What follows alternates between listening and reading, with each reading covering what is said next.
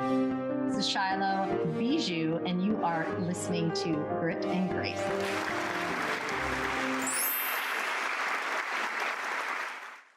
Life coach, author, former pastor, and so much more. Today is going to be an incredible episode. I'm Shiloh Bijou, and this is Grit and Grace. Let's get started.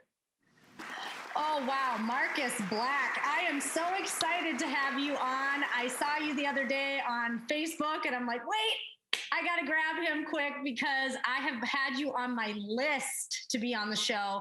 I got to know you through, a platform and listen to you. It was incredible. I mean, every time you get on, every time I hear you speak, I'm just like, yes, say it. You have so much to say and you're an incredible storyteller. So today I want to hear a story. All right. I want to hear all about you. So for our listeners and our viewers, why don't you just give a quick introduction of who you are, and we're going to get started. Well, hello, my friend. It's so good to see your face. I'm so glad to be here with you and this incredible community of people who gather and assemble on a regular basis. If you guys are not used to me or you've never met me before, I am a ball of energy always, and I'm excited to be joining you today. So my name is Marcus Black, also known as M Black Speaks. And I speak with a lot of urgency. I speak with a lot of passion, and people are always like, have you always been that way? Absolutely not is the answer to that question. My life story starts in Mississippi. I was born in Memphis, Tennessee, raised in Mississippi, and come from humble beginnings, man. People always talk about being raised in the mud, which is a slang terminology for like humble beginnings. But I came from the literal mud in Mississippi, and my family worked hard to take care of us, and that's not lost upon me. But we also had a lot of struggles. There was alcoholism in my house. There was abuse in my house, chaos. And I started struggling with crippling anxiety, like deathly crippling anxiety at age 9. And this was a perpetual nightmare that would haunt me throughout the years and years and years. So here I am in all this chaos, all this turmoil, literally abuse happening all around me, and anxiety haunting my sleep as a small child for years and years and years before, boom, something happened. And that was the beginning of creating the person that most people know me for today. That was a dance. I had a dance with death. And so that was my wake up call. So before we go into all that, there's a lot of relatable things here. I like come from the mud or grew up in the mud because I always say I'm a child of trauma. Same thing, like alcoholism in the family, had a lot of anxiety. Something interesting that you just reminded me of is I started to develop severe migraines, and on a daily basis for years, I started to have severe migraines. I would go home from school and I would throw up, and then I would have to lay down, and it would take me out for the whole day. And I was like 9 or 10. So I started to develop some severe anxiety for a couple of years, and I totally forgot about it until you just brought it up. But it used to plague me so bad. I was like missing a ton of school from it, and it was really concerning. So I definitely can relate to some of that story. Humble beginnings, absolutely. But that creates some of the best people, people like you. Okay, so I am looking at your bio. Okay. And we're going to hit your story, but I mean, incredible. I mean, you have a podcast yourself. We'll talk about that towards the end because we definitely want to highlight you. Top 10 keynote speaker. Absolutely love that. You're an incredible speaker. We already know. You don't even have to say that to anyone already, but former pastor. So you got into that. So let's talk about it. Let's talk about life. Child of trauma. Let's go. What happened to get you into this propelling motion this way? Because you could have went the other way. You totally could have. Absolutely. So it was the dance with death that was a crossroads in my life. And that was a near-death experience that happened in the form of a car accident, which is a very traumatic situation that friends of mine and I were just traveling routine night. And I was like dozing off because I was in the passenger seat before I heard boom, like this massive explosion. And I'm just like, what just happened? My friend doesn't know. He's yelling, he's screaming. It's frantic. The car is jumping and shaking. Fishtailing. We fly off the highway, Dukes of Hazzard style, 75 miles per hour, nearing a bridge into this massive ditch. And it was like fast and slow motion at the same time. Like glass was smacking me in the face, and I could literally feel trees hitting me in the face before we finally hit a massive tree. This tree literally caused us to accordion in the car, like the car accordion, and we were trapped inside. And so that's a whole story in itself, but I walked away from that. And I remember sitting in that moment before walking away thinking like, man, I'm about to die without having ever lived. And that was really a wake up call for me. Even helped me stop struggling with my anxiety, because I realized on the back end of that life is literally passing you by, and you get a choice. You have a choice to make in this life, whether you just actively allow it to pass you by or you take action to go for what you want, to make the time you have count. You got to make every moment matter, good, bad, ugly, or indifferent. So it was a promise that I made after that experience. And I know we all believe differently, and that's cool, but I made a promise to God. I was like, I don't know what I'm here for. I have no idea. Well, you do. And since you kept me, I will spend the rest of my days pouring my whole heart and soul out for people. So I spent the next few years looking for opportunities to serve, uplift, and edify people. So it didn't go directly into church. It was just years of trajectory that led me to that point. Mm-hmm. Mm-hmm.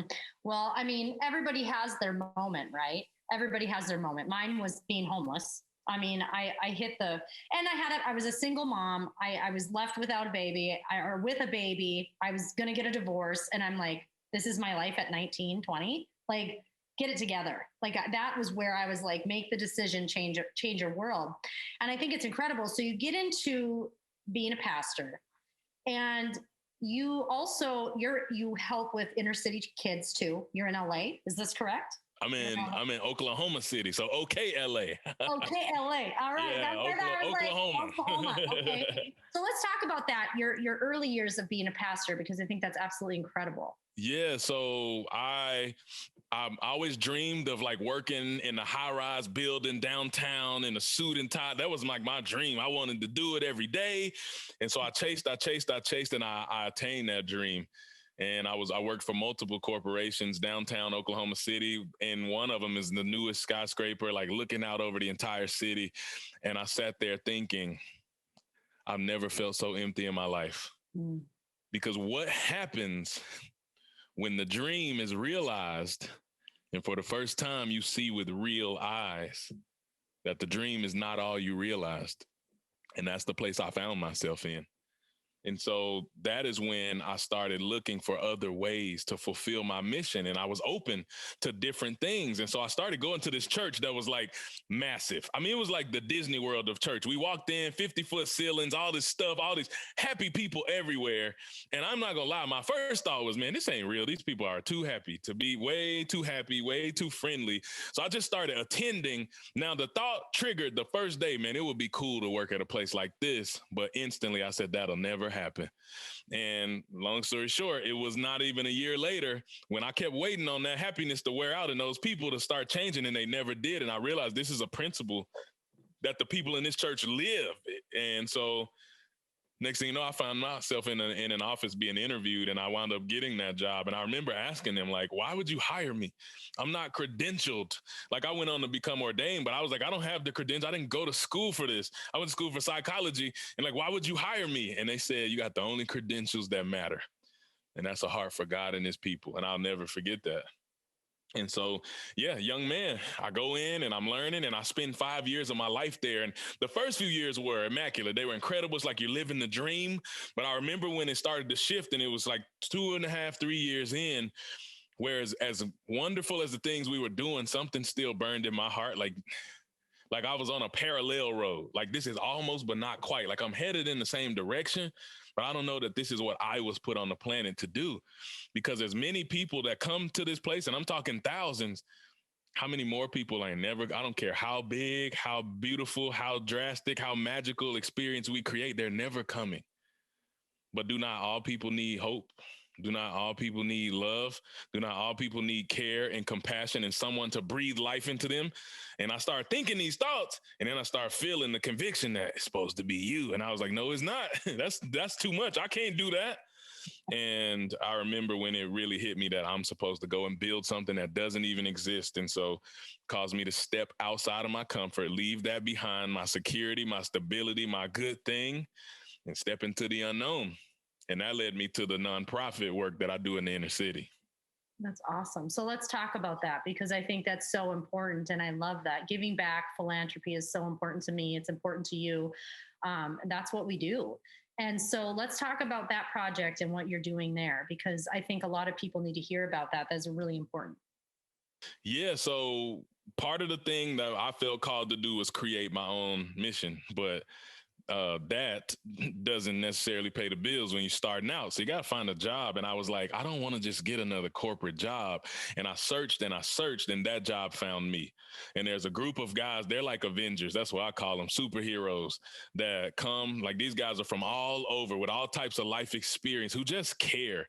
And I was presented this opportunity to work with Youth for Christ, which is a Christian-based organization, but we have one of the very few urban branches that they have in the nation here in Oklahoma City. And so we work with the worst of the worst schools, rated worst in every statistical category you can think of, and the kids who have the least amount of hope. And we go in and we bring hope and we bring life. We bring food every week. We feed them. We provide literal like life skills. We connect them with community partners and expose them to things that they don't even realize exist, that they didn't otherwise deem possible. And so basically everybody sees problems. Everybody sees a problem with inner cities. Everybody sees crime problems, violence, and they can talk and complain until they turn purple. But who's going to be a part of the solution? And so that's what we do. We say, all right, while you're talking, sitting on the sidelines, judging people, we're going to go serve families. We're going to go serve kids. We're going to go serve schools and administration. We're going to show up and be whatever they need us to be. Sometimes they need me to help a resource officer break up a fight. Sometimes they need me to, all type of things. Like, there's little girls who text me and like, they don't even have feminine products and they don't have parents and they're living alone. And so my wife and I figure out how, we just go and meet physical needs and be hope on the front lines. I love that. And you mentioned your wife. So let's talk about that. So when did you meet your wife? How did that story come about?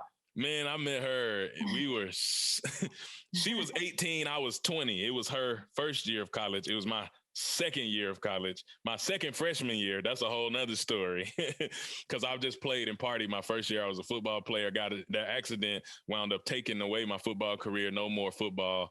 And I went to a small school, met her in Texas, which is where she's from. Some kind of way convinced her to move to Oklahoma with me. We went to Oklahoma Christian University where we graduated, which they just highlighted me for the things I've been doing around the world. So that was dope. But she's stuck here with me in Oklahoma ever since we graduated because the cost of living is just so low. The economy's so good. And it's really hard to keep a Texan out of Texas, just so you know. I believe that. So is she working with you on all the projects with you, or does she have side gigs? Like, tell us a little bit more about her. Man, she got her own thing. So here's the thing. When I was young, I'm going to be honest, I think as I was younger, especially coming from a religious background and then just what I saw in my own life, I was a lot more toxic, but not like crude or cruel or abusive. I was just more like, I didn't want her to do anything. And I tried to guide and steer and fix and mold her into what the woman she was supposed to be. Man, I remember when I had the revelation, bro, you're not her God. You didn't create her. The same God that gifted you and put dreams inside your heart and soul, put dreams inside hers. And that's when I began empowering her to do her own thing. So she very much has her own career. She works for a hospital, like higher up, and she like builds computer-based training and all this technical stuff. But her passion is music. She's always been a sing like a songbird. And that's part of how she won my heart. But she's a whole artist. You can find her on Apple Music. She got all type of streams. She's working on a project right now. She's incredible. So she does her own thing. I do my own thing. I empower her to go live her dream and her purpose. She empowers me to live my dream and my purpose. And we come back, we powwow, support each other, and boom, we keep moving. I love that. You're also an author. Let's talk about that. Let's talk about book or books. So book 1 is done. Book 2, I just started on. So there's that. Okay. So what is it about? What title? Let's go. Let's talk about it. Asleep at the Wheel. Taking back control of your life. I like that. And that's from a story where I fell asleep at the wheel on the highway. Ooh. And that could have wound up way worse than it did. When I say fell asleep at the wheel, I don't mean was nodding off. I was out cold and woke up with my whole car driving down the side of the highway, not even on the little median, like off the highway, before I almost ran into a guardrail. And I just, my life flashed before my eyes. But the point of it is, you don't plan to fall asleep at the wheel. You don't get in a car for a road trip and think, I'm going to take a nap while I'm driving. Likewise, you don't think I'm going to get divorced the day you say I do. You also don't think I'm going to go poor the day you start a career. Like it's a slow fade and things happen. And someday you just wake up in left field, not knowing how you got there. And so this is a purpose plan for me to wake people up, because everybody needs a wake up call and point people back on the path to purpose. You know what? This is interesting. Let's dive into that a little bit, because I recently have gotten divorced. It was really hard, and we were together almost 17 years, married 15. We've been friends forever, and so you don't. The day you get married, you do not think, you know what? One day we're going to get divorced, and it's so interesting because as I've gone through the process, and we took a lot of time, and and I like to say graceful about it, and we were very private. There was a lot of times where I'm like, what was the breakdown? Where did the breakdowns happen? And one of the things that I always bring up is there was a lack of God in our life on both sides. For me, it was more in and out. I'm a Christian woman. I believe. I kept trying to go to different churches, and I was trying, and I really was trying to encourage, to get that more. And he believed in God, but it wasn't something he was, wanting to get really involved with, which I wasn't forcing. But what I thought was, if I just showed, I'm just going to go every Sunday, or and not like I was perfect. I wasn't, and I had a lot of things going on, but it just felt like that was a huge piece. And I've had this conversation privately. I really think if we would have had more God into our lives, that this breakdown would have been avoided, or at least handled differently. Because when you get married so young, this is the other thing. When people get married so young, you're going to grow, and you're either going to grow together or you're going to grow apart. And so we really experienced rapid shifts from when we got married to totally different people after. And it's really an interesting transition. So God would be first, but the other breakdown is the communication. Our communication just always was like this. It was just never right. We couldn't get it together. So, advice for people, you're talking about your book, but, just basic advice, like relationships, and being asleep at the wheel, what would you be your top things to tell somebody? How can you make sure that you don't fall asleep at the wheel, that you have that awareness and that control? That is an incredible question. And I think that's one that a lot of people struggle with. And I do premarital counseling for people to set people up. And you legitimately hit the nail on the head. And I tell them up front. Most people don't realize up front. Number one, I had a person tell me in the beginning, how do you spell marriage? And I started M-A. He said, no, W-O-R-K. I was like, ooh. And not that we want to paint this picture that it's like this hard, laborsome thing, because that is a lot of times what people say. And there are some days where it's hard, but any relationship is hard because you're dealing with two human beings with whole trains of thought, whole life experiences. And that's a lot to bring to the table. So what I would tell people how to keep them healthy, communication, you have to figure that out. And I know that that's been a thing for us because I have coping mechanisms from the trauma that I experienced, and she has coping mechanisms, and our coping mechanisms don't mesh because I laugh. You could be cussing me out and I'll laugh. Well, if somebody's expressing their heart and their deepest desire, probably not the best choice to make to laugh when, you know what I'm saying? So, but the advice that I would give you is listen. Learn to control yourself and what you feel, because you can say anything to another human. It's all about how you say it.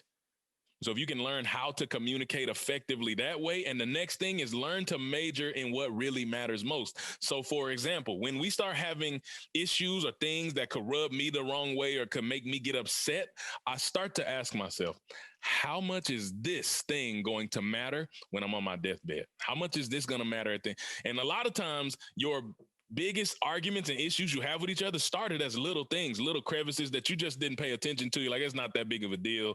You maybe argue a little bit, but those things grow. And then resentment grows. Yeah. And then you start to grow so far away from one another. You don't see a path back to the love you once had. And so you got to learn to fill in those gaps. literally from the front, from jump, by addressing every little thing, which is tedious and tiresome, but it's the work that you have to put in order to prevent so many holes from going. Because people always say you can't pour from an empty cup. So they say that as an analogy for why you keep your cup filled. But if it's holes all around the cup, don't matter how much you're filling it, because it's leaking out. Mm-hmm. So you got to plug those little holes so that they don't become big ones and you become irreparable. Right. The other big thing I think in a lot of marriages, and I know we totally shifted gears here, but I love talking to you about this, is money. Okay. Finances. All right. This was a big one for us too. I just want to talk about this because I think this is so important. Number one cause of divorce. 100%. And I can tell you that most of our fights were about finances, no matter what, good or bad. And it's like, the things that you have to take from the lessons here. Like if I go back and look at what I could have changed, like, all right, would I have had finances the way we did it? I would have had them separate.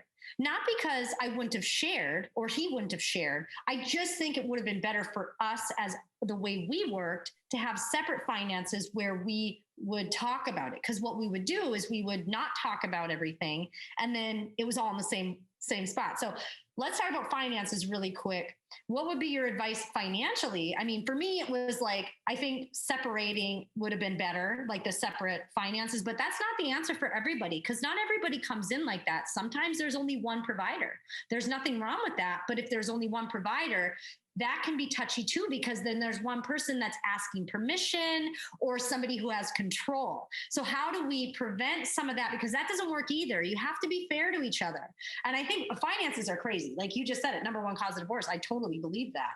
It is. It's crazy. So let's talk about finances and marriage or relationships in general. Finances are so important because they have to do with your heart. And that's a biblical principle, where your treasure is, that's where your heart is. So the problem is we don't value the same things. So I might value one thing, you value another thing. One person values security, so they don't want to spend any money. One person values just experience in life because you can't take money with you. And if that's not in alignment, you're saying you don't value my heart. You're not physically saying that, but that's what it feels like. And that's why this tension gets created as it pertains to finances. And so with us, it's exactly what you said, because we ran into a lot of issues in the beginning because we don't value the same things. And so without communication, I would spend this, she would spend that. Next thing you know, is like, well, why did you spend this on that? You didn't, and then you didn't communicate you were spending this. And then we wound up in a hole because both people were thinking that we had something we didn't, but both people were spending. So we went back to the drawing board and we have one account where we send a certain amount. That amount covers all the bills. And then we split the rest. I have an account and that money comes to me, and she has an account and that money goes to her, and you do with that as you please. All of the priorities are taken care of. And so you don't got to ask me. Whatever you do with that is what you do with it. And when it's gone, it's gone. I can't help you. I think that's so smart, though. I think it's so smart. And you know what? I wish we would have had that advice right away, because so much of the beginning arguments of our marriage would have been prevented. I mean, we would argue about coffee. Like, did you get a coffee today? I'm like, well, yeah, I love my Starbucks. Hello. Like, I love Starbucks. I'm sorry. And he doesn't value that. So he wouldn't understand why we get a coffee when he's like, well, I'm stressed about this. So it makes so much sense. Looking back, you can look at it, looking back, like Steve Jobs says. But okay, incredible. So you do a lot of speaking. Okay, so let's ask it this way. What has been the most impactful event you've spoke at, or what you would say you were like, this really got me, this hit me, this one event where you spoke, and why? Are you a Hamilton fan? Yes. So there's a point in Hamilton where things are getting a little bad in the war, and George Washington is introduced, and he says, can I be real a second? For just a millisecond? And that's a question I'm asking you. Like, I mean, we want to go there. You want to keep it real, and we can keep it real. Absolutely. All right. So it's something I haven't talked about a lot, but I've been starting to open up about more. So in my time and working in corporate church, don't get me wrong, I loved it. And then we help a lot of people, and it's a beautiful thing, but there's another side. There's a backside. Mm-hmm. And there's the business of church. And the thing is, it has to function that way. I mean, it just is what it is. But my heart, I'm such an empath, and sometimes unintentionally, people get lost in the sauce, especially when you deal with the business of big church. And so there came a point in my own heart where there was such a level of burnout and such a level of hurt from some of the things that I saw that it really severed my connection and that free flowing relationship I once had with God. So I've been running off fumes for like years in this place of like knowing that there's a God, but feeling disconnected and there's no flow. And anytime I step in any church since I got off staff at a church, I couldn't feel what I once felt. And that was heartbreaking. I share that to set up. I got invited to speak at an event in Colorado in June this year. Mm-hmm. An event was called Embrace Your Ambition. And it was a conference for small business owners, entrepreneurs, anybody who had a big dream in their heart, but don't exactly know the know-how, or you got people around you telling you that you can't, or telling you you're crazy for thinking you can go for something greater. So when I got invited to speak, I'm all in. It's a God business conference. Let's get it. I'm ready. I'm going to punch these people in the chest. I'm going to hit them in their heart, right in their gut, and I'm going to change their lives. And that's where I'm at in my head. So I get on the plane and I was like getting ready to get my hustle music on and get hyped so that I can be ready. When I get off the plane, I'm ready. And all my music was gone. And all my music was gone except for 2 songs. And the 2 songs were very highly spiritual songs. And I listened to the words of those songs. And those songs made me, I broke on that plane. When I say I broke, like I was crying like somebody died. Like the lady next to me was like, hey, sir, like she was shaking, like, are you dying? Like, are you okay?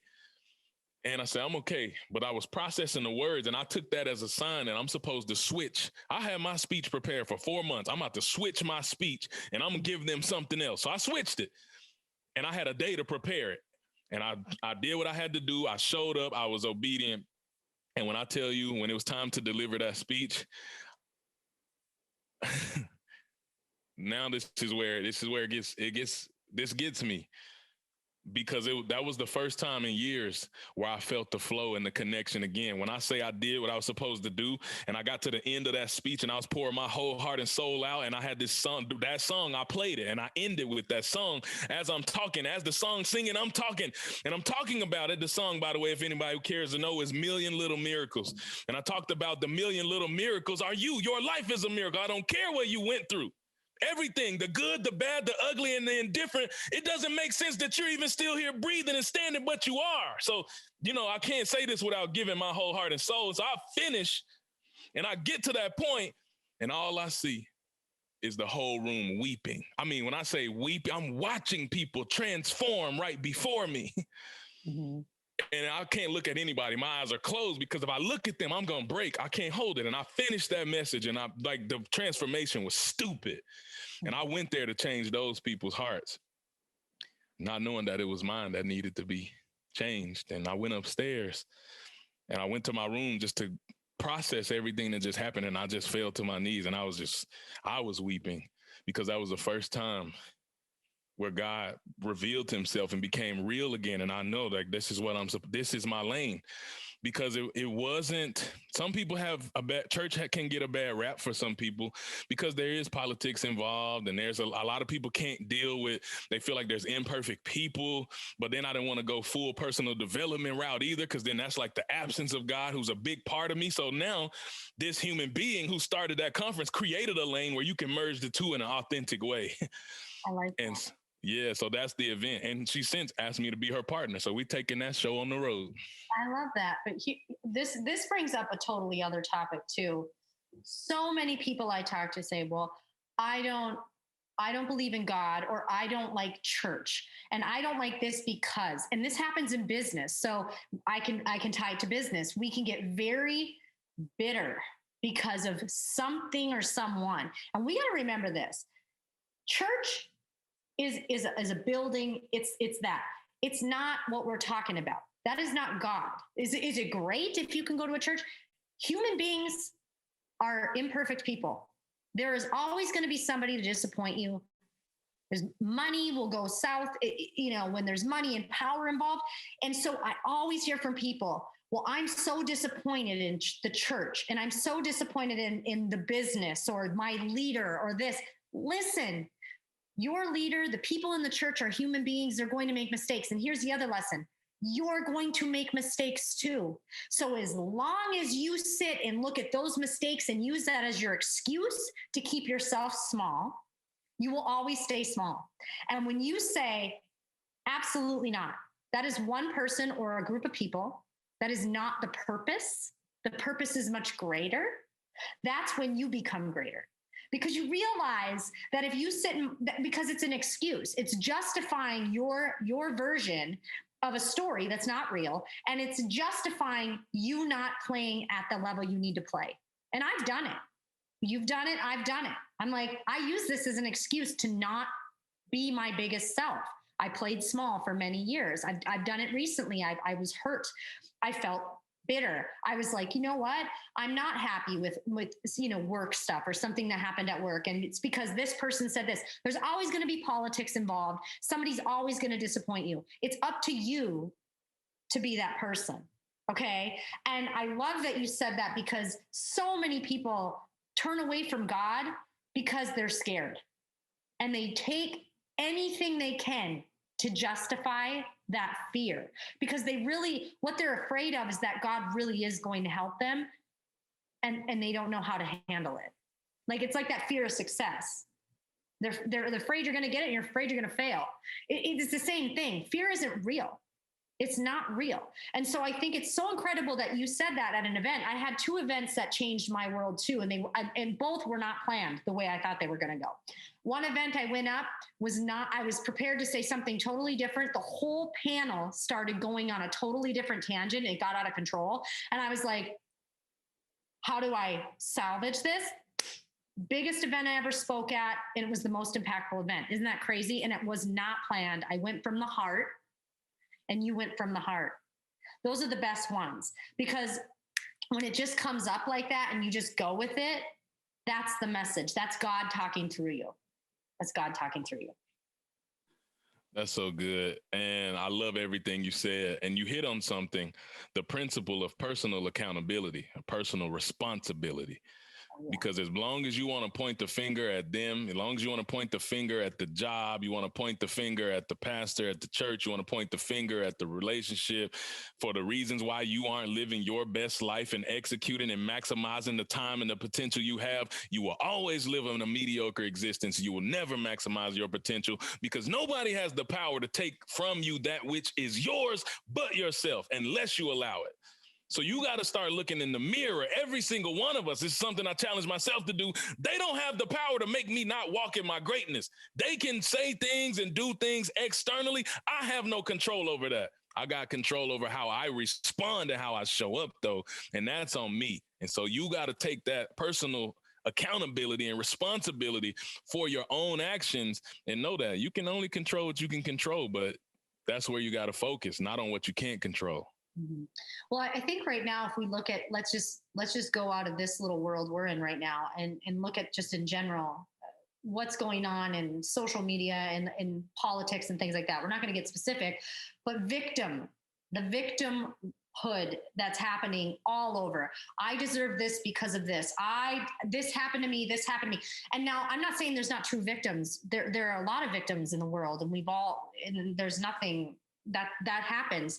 But when we use it constantly as our excuse, and we're constantly the victim, and we're blaming everyone else, it's this person's fault, and because of this person, I can't do this. Because of this person, I'm this. It's a disease. It's a disease right now, and it's happening on a massive level. But I also see this shift, and I think in the world of being spiritual and in the Christian world, you can see a shift happening where it was really big for a while, and now we're coming out of it, and people are waking up, and they're starting to be like, that's not working. Like this victim game that all of us are playing, it's not going to work. We have to actually take action. So what do you say to people who they're children of trauma? They have been victims. They've been victimized, and there's no doubt. And I always say, make your pain your purpose. That's what I say. But what would you say to somebody who has gone through some things? Maybe they had a horrible childhood. Maybe something terrible has happened. Maybe they're sick. What can you tell somebody to keep them going and empower them today? Man, that's another incredible. I love this conversation. You are amazing, by the way. Let's give her a hand. You guys give her, seriously, thank you for just being you. The world is a better place because you're in it. And I felt like I needed to say that in this moment. But I would tell you, stop giving your power away, because you're stronger than you think you are. And when you place blame on everything else outside around you, you give your power away and you diminish the power that you have inside of you to overcome all of the adversities that you face. My entire life. Well, there's a thing called the ACEs test, ACES, Adverse Child Experiences, where it's a scale of 0 to 10. Anybody who has over a 4, they're like, oh, you screwed. I got an 8 on that, 8 out of 10. My wife got a 9 out of 10. So it doesn't make sense for us to live the life that we live and to be doing the things that we're doing, except we did not allow that to define us. It doesn't matter what you went through. It doesn't matter what they did to you. It doesn't matter what they said about you. You're not defined by any of it. And you can sit there and want life to be fair, but it's not. Bottom line. The sooner you accept that it is what it is, and that's a conversation I had with myself at age 20 when I looked in the mirror and was like, I'm not where I should be. I'm not where I want to be. I had this setback, all of these things outside my control. But I had to have the conversation with myself that, listen, it is what it is. You can't change that. So you can spend the rest of your years focusing on what you can't change, or you can do something about what you can. And that's a choice that you got to make. Do something with what you can about what you can so that you take back control of your own power so that you can maximize your potential. Absolutely. And I think we start by taking away the labels. People keep labeling themselves, and they label in micro labels. I'm a single mom, who, a Caucasian, whatever you want to call me. And, like we keep going. It's like, no. I'm a woman. I'm a successful, how do you define yourself? And what I see people doing is they're defining themselves in all these little categories where you're almost putting yourself in a group of nothing. Like you're this, and this, so only 3 people can agree with you. That doesn't work. Like we need to open this up. If we want to be love and we want to surround and empower everybody together, hey, I'm a human being, you're a human being. Let's start there. Like, I'm a human being, you're a human being.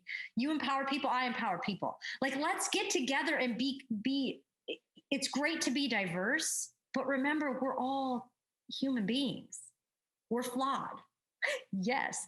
But so something I worked on when I was younger is I do not call myself a single mother. I never did. I didn't like that label because it made me feel, not that I thought this about others, but to me, it made me feel lesser. I'm like, I think I'm putting myself down when I say it. So what I said is, I'm a mom. I'm a mom. I'm a power mom. I'm a super mom.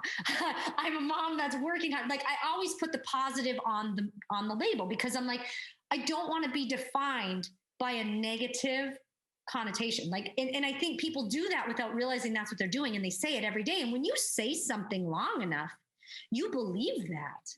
So we need to change the way we think. We need to change the way we speak to ourselves. And then we will change the way we speak and think to the world. And that's how the world changes. And it's wonderful. We're all unique and different. Yes. But we're all very much the same too. We have so much of the same. So I think that's an important message as well. What do you have to say about that as we wrap up a little bit? Because we're going to go into what's coming next for you too. My goodness, you are so powerful. I'm loving every minute. I have a lot of conversations, but this is definitely one of my favorite. And listen, guys, I always tell people belief is the bedrock. You don't know what that means? Belief is your foundation, and you become what you believe. So whether you believe you're going to do something great, you believe something powerful about yourself, or you believe something terrible about yourself, either way, you're right. So every day I tell people, I teach the people I work with, my clients, about the power of affirmations. And I'm like, I know you feel foolish. Looking at yourself in the mirror, telling yourself you're amazing, telling yourself you are a super mom, telling you feel foolish. But listen, what you don't realize is that you're planting seeds into your subconscious that will eventually take root and start to transform how you move and operate. So whether you believe it or not, the belief comes later. Just start saying it. So when you start telling yourself you're a super mom, I'm sure every day you didn't feel like a super mom. But over time, you realize that I am, and I get to determine that by what I believe about myself, and you start living into the actions that match the belief you had in your heart. So that's what I say, guys. Listen, the power lies within your own mind for you to choose who you are, what you do, the life you want. It's in your hands. You choose, you decide. Mm-hmm. Absolutely. I freaking love it. I love this conversation. It's awesome. All right, what's next? Okay, so you've done so many things and I know that you're not done. Obviously, you've got some projects going. Let's talk about them as we wrap up. Yeah, so one of the things I'll get to my heart. One of the things I'm doing with Mr. Les Brown, that's one of my mentors. So he and I are working on some projects. We'll be in New York City. So that's coming up. And I'll be speaking with him, traveling sometimes. We've done a lot of virtual stuff. So if you know who that is, if you don't, you should know who that is. But he's one of my favorite speakers of all time. So he definitely has been pouring into me. He saw a gift in me and said, oh, you got something special, young man, and I'm going to bring it out. And so I'm also working on some programs with my other mentor, whose name is Trent Shelton. So be on the lookout for that. He and I doing some powerful things. That's my brother and my friend, man. We are really close and we were divinely appointed to work together. Book number 2, I just started on. So that'll probably be out in the fall. So that one is like pretty much like a sequel. The first one is more internal, inner work, soul work, looking inside, introspective, overcoming the adversity. But now I'm about to punch you in your chest. So this one is called Awaken, and you got no excuses, and I'm about to push you to step into all you were created for. So from asleep at the wheel to awaken, you got no more excuses. It's time to go. And then the last thing is it's really my passion project right now. And that is what we're building. It's a movement. I mean, it's a conference. It's also a podcast. So that's a new podcast that I'm co-hosting with my business partner, Ashley Faye. Shout out to you. That's my G. And it's about really stepping into the spiritual, because here's the bottom line. Everybody has divine gifts. But you feel like your gifts aren't enough because you compare your gifts to him and her and them and they. What we're saying is none of that matters. All God cares about all throughout the Bible is, will you put your gift on the table? Because if you put it on the table, I'll multiply it. That's what happens when there's a multitude of people. There's thousands of people, and God talks to his disciples like, all right, we got to feed these people. They're like, that's not possible. Stop telling me what's not possible. I'm talking to you. Stop telling me what's not possible. He said, what do you have? We don't have anything. I didn't ask you, what don't you have? He said, what do you have? And none of them, we don't got a kid. So I got some lunch. Okay, thank you. That's what I asked. The kid puts a couple of fish and some bread on the table and he multiplied it. What I'm saying is, the God in heaven wants to multiply your gifts so that you can reach people and fulfill your mission, but you don't believe. And so the Embrace Your Ambition is all about that thing that's in your heart. Not only is it possible, it's probable if you put it on the table. So that's what we're building, and we're taking it global. We're starting this next year. We'll have 4 in different cities around the country, and then we're going international. We're already talking with the people international, so we're going to be everywhere. Watch out for us, world. I love that. I love that. And you brought up something that we'll close with is, you know, what don't I have versus what do I have? Every day I say thank you to God for the things I have and what he's given me and provided me.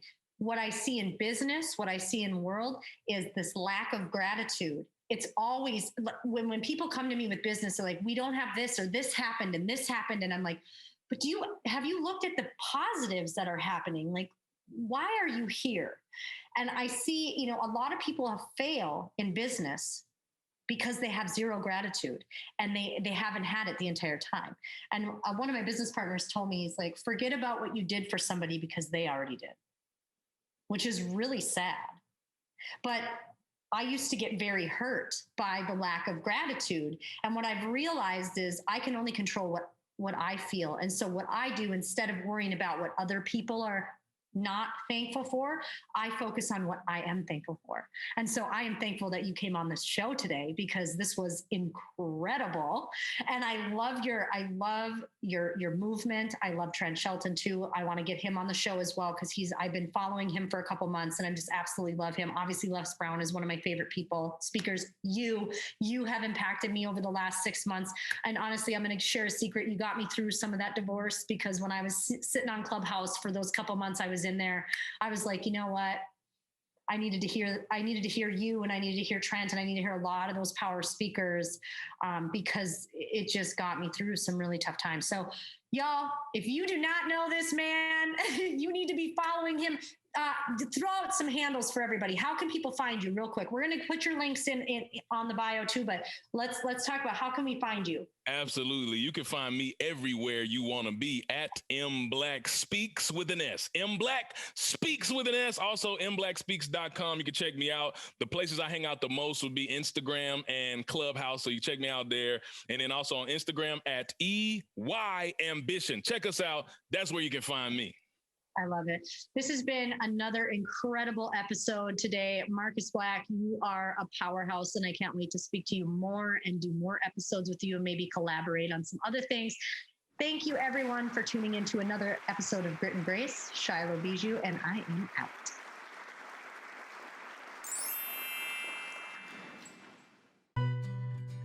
Now, glutathione is a big word, but it's the body's own master antioxidant.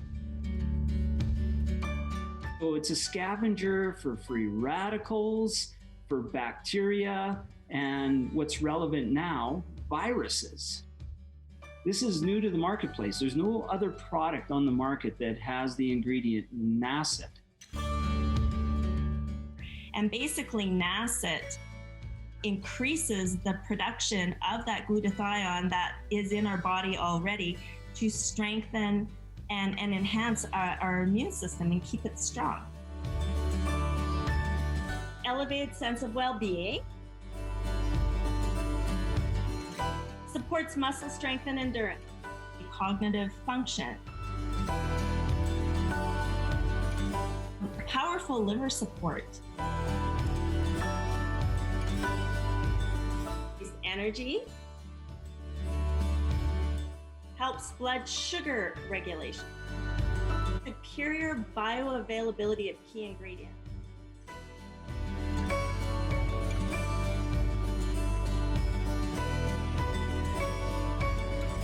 One of your best defenses against COVID is a strong immune system.